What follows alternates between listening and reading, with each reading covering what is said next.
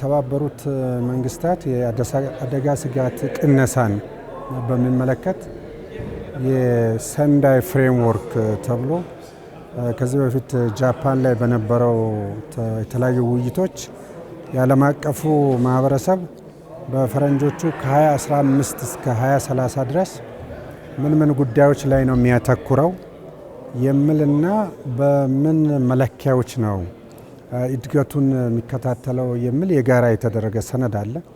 ይህ ሁሉም አባል ሀገራት ተግባራዊ የሚያደርጉት ነው። ወደ 4 ቅድሚያ የሚሰጣቸው ጉዳዮች አሉ። ከዛ ውስጥ ደግሞ ሌሎች መለኪያዎች ተብለው ወደ 7 የሚጠጉ የዓለም አቀፉ እና አፍሪካ ደግሞ ወደ 5 የሚያክሉ ጨምሮ የሚለካበት መንገድ አለ። እንግዲህ እንደምናውቀው የአደጋ ስጋት ቅነሳ ጉዳዮች በተለይም በዋናነት በሁለት ጉዳዮች እጅግ በጣም ትኩረት እየሳቡ የመጡበት ሁኔታ አለ። የመጀመሪያው በአደጋ ስጋት ቅነሳ ዙሪያ ላይ የዓለም አቀፍ አጋርነት በጣም በከፍተኛ ሁኔታ እያሽቆለቆለ የመጣበት ላይ ነው የምንገኘው። በሌላ በኩል ደግሞ የአደጋዎች ድግግሞሽ፣ የአደጋዎች ጽንፍ መሄድ የሚያስከትሉት ጉዳትና ውድመት እየከፋ የሄደበት ሁኔታ ላይ ነን የምንገኘው። ስለዚህ በዚህ ሰዓት ላይ የሚደረገው የነዚህ የመለኪያዎች ግምገማ ከቁጥሮች ያለፈ የአፍሪካን ሉዓላዊነት፣ የአፍሪካን መተጋገዝ፣ መተባበር ምን ደረጃ ላይ ነው ያለው የሚለውንም ጭምር ለማየት የሚያስችል ስለሆነ እጅግ በጣም ጠቃሚ ነው የሚሆነው። እንደምናውቀው መረጃዎች ከመረጃነት አልፈው አንድ አገር በዚህ ሰዓት ደግሞ እንደ አህጉር ለምንወስናቸው ውሳኔዎች ለአፍሪካ ሉዓላዊነት ብለን ለምናነሳቸው ጉዳዮች እጅግ መሰረታዊ ነው። ወደ ሀገራችን ስንመልስ እንደምታውቁት የሰብአዊ ድጋፍ ሉዓላዊነት ብለን ከምንሰራቸው ስራዎች ጋር አያይዘን የአደጋ ስጋት ቅነሳ በአመዛኙ በሀገራችን አቅም መስራት አለብን ብለን የምንሰራቸው አሉ። ከዛ አልፈን ደግሞ ከዓለም አቀፍም ይሁን አህጉራዊ አጋርነት ደግሞ ምን ላይ ነው ማተኮር ያለበትን ብለን እየሰራንን ከዛ አኳያ ስናይ ከዚህ የሚገኙ ውጤቶች የግምገማ ነጥቦች እኛም እንደ አገር እንደ አህጉርም ጥቅም ላይ የምናውላቸው ናቸው። ዋናው ነጥብ በጣም ጠቃሚ ይሆናል ብዬ ማስበው እንግዲህ የአደጋ ስጋት ቅነሳ ዓለም አቀፋዊ ባህሪ ነው ያለው፣ አህጉራዊ ባህሪ ነው ያለው። አንድ ሀገር ላይ ጀምሮ አንድ ሀገር ላይ የሚያቆም የሚባል አይደለም።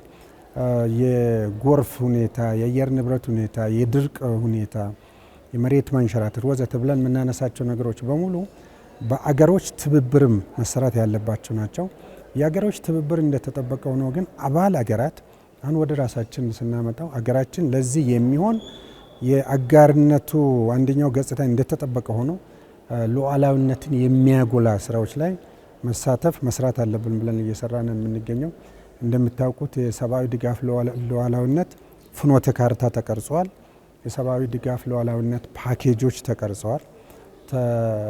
ይህ ፍኖተ ካርታ የምንለው በራስ አቅም ላይ የመግባባት በራስ አቅም ላይ ሰብአዊ ድጋፍ የሚፈልጉ አካላትን በተገቢው መለየት የሚገባውና ማይገባውን ለዛ የሚሆን ቅድመ ዝግጅት ማድረግ የተለያዩ ነገሮችን ማቀናጀት ብትን እንዳይሉ ከዛ ደግሞ አካባቢንም ቤተሰብንም አቅምንም ማሻገር በሚል እየሰራን የምንገኘው። የማዕቀፎቹ ፓኬጆች ደግሞ የምንለው አንዱና ትልቁ የአደጋ ስጋት ምላሽ ፈንድ ነው። የአደጋ ስጋት ምላሽ ፈንድ ላይ መላ የሀገራችን ነዋሪዎች፣ ዜጎች፣ ተቋማት እየተሳተፉበት የሚገኝ ነው። ይሄ ከክቡር ጠቅላይ ሚኒስትራችን ዶክተር አብይ ጀምሮ የአደጋ ስጋት ስራ አመራር ምክር ቤት ከምክትል ጠቅላይ ሚኒስትራችን የሚመራው እንደ ትልቅ አቅምም እንደ ትልቅ አቅጣጫም ተደርጎ በመንግስት እየተሰራ የሚገኝ ስራ ነው። ሁለተኛው የስትራቴጂክ መጠባበቂያ ክምችት ነው። በየትኛውም ሁኔታ ገንዘብ ኖሮህ ብትቸገር በገንዘብ ከየትም መግዛት ይቻል ይሆናል። አሁን ግን የምናየው ገንዘብ ኖሮህም እህልን ለመግዛት የማያስችል ሁኔታ ሊፈጠር ይችላል ከዓለም አቀፍ ዝንባሌ የምናየው ማለት።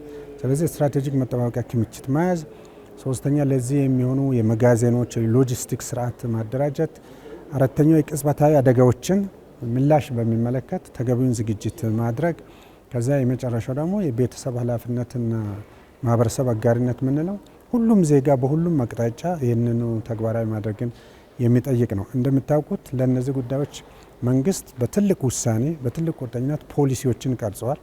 ከዚህ በማለፍ ህግጋትን፣ አዋጆች ወጥተዋል፣ ደንቦች ጸድቀዋል። ስለዚህ ከመጠባበቂያ ክምችት ሂደት ላይ ያለውን በስራ ላይ እያለንም ያለ እንዳለው ነው። የእሳትና ቅጽበታዊ አደጋዎች ደንብ ጸድቋል። ከዛም አልፈን የአደጋ ስጋት ምላሽ ፈንድ ጸድቆ ስራ ላይ ነው የሚገኘው።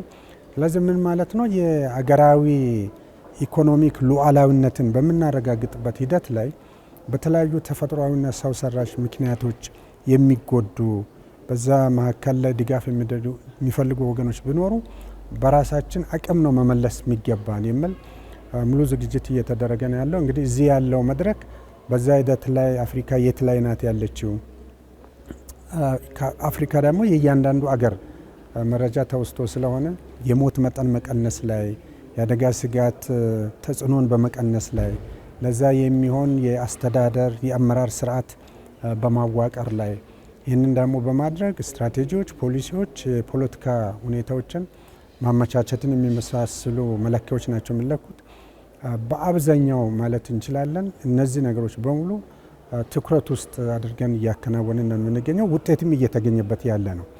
አሁን እየተነጋገርን ባለንበት ሰዓት እነዚህ በሙሉ በህግም በፖሊሲም በተለይም ለፖለቲካል አመራሩ ከፍተኛ ትኩረት ተሰጥቶ በፌዴራልም በክልሎችም እየተፈጸመ የሚገኝ ነው። መልካም ስራ፣ ትልቅ ውጤት እየተገኘበት ያለ ነው። ከዚህ የሚገኘውንም ግብአት ጨምረን በተጨማሪነት የምንወስዳቸው ነገሮች ካሉ ልናይ እንችላለን የሚለውን ለማንሳት ፈልጌ ነው። በሚዲያ በኩል በጣም ሰፊ ስራ ይጠይቃል። ይሄ የማሰብን የአስተሳሰብን ለውጥ የሚፈልግ ነው።